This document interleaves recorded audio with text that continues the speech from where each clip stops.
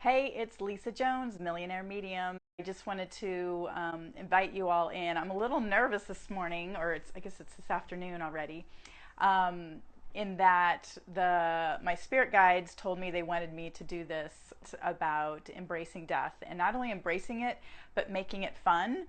And so I'm a little bit nervous about this because this is kind of out there for a lot of people to really understand what spirit means by this. So I'm just going to go ahead and get started. I've already put on some rose oil, which is it's a great essential oil to really help open my channel, and then some Valor, which is my I call this my liquid confidence. So I always put that on before I do any spiritual work because it helps me make sure that I'm in tune and I'm connected and I'm ready to go. So let me pull 3 cards about embracing death, because again, like I said, I'm a little nervous about what they're really trying to say here, because I know from my own experience, death has never been something to talk about embracing, or especially having fun around death.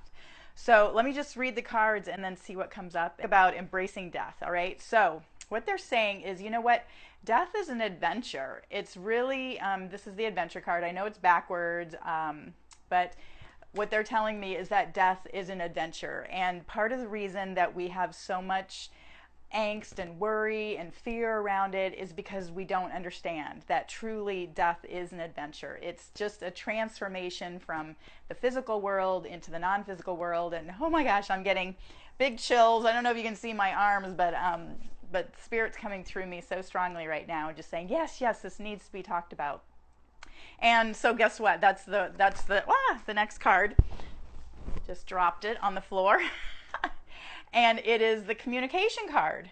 So this is what they're really wanting me to talk about this. This is really one of my reasons for being here on the planet right now, is to talk about death. And then the outcome card is purification, which means that they're wanting me to explain that, we need to just get rid of all of this old thought process of what death is, and how, really societies and especially religions have put so much darkness and fear around death.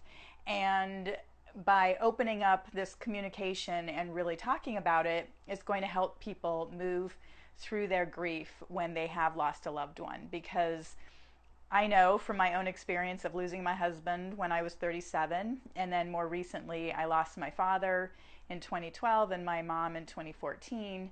And death is so hard, and it's nothing to be frivolous about. However, part of the problem with grief is that you can really get stuck in it, and you can really start to stop living your life because of the sadness and fear and anxiety that you feel about losing your loved one.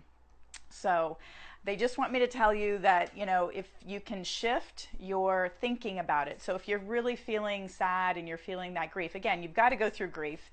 There's no doubt that losing the physical being of somebody on this planet is the most difficult thing that you can go through. And like I said, I've been there, I know. However, you don't have to let it make you stop living your life, because you're still here. You're still able to create while you're here on this earth, and you'll see, they're telling me that you'll see when you do pass, and you'll look back at your life and you'll think, why didn't I just get on with it already? Because there's only a very short amount of time that you have to be here on this earth. And part of what brought this up today is I've recently moved to South Carolina, and I started playing golf with all my neighbors, and we lost a very dear friend yesterday after a sudden, she had some sort of lung situation, and the doctors still don't know what happened. And it's so sad, and I know our community is grieving and I'm grieving, and yet it just was a real wake-up call, because she was healthy and I was just playing golf with her just a couple weeks ago, and now suddenly here she is, she's gone. And I just feel like people really need to wake up, one, and really go after your desires while you're here. I mean, you're only here for a short time, and then like I said, Spirit wanted me to explain that yes, it's difficult to lose somebody, but to not get stuck in that grief, to really embrace it. And I know that's a lot of people like to do after somebody dies, is they have the celebration of life rather than, you know, that kind of deep and depressing, you know, where everyone black and where everyone wears black and it's just all doom and gloom, because really it's about celebrating the person's life and remembering them when they were here in the physical and knowing that you can still connect with them even though they've passed on to the spiritual world. And that's what I help people do all the time, is I teach them how to connect and how you can keep a relationship truly going with your passed away loved ones. So have no fear. Death is not as bad as it sounds or is, you know, as much as our society has led us to believe that. So this discussion is going to be ongoing. I know this is going to come up a lot more in events I do or in trainings I do.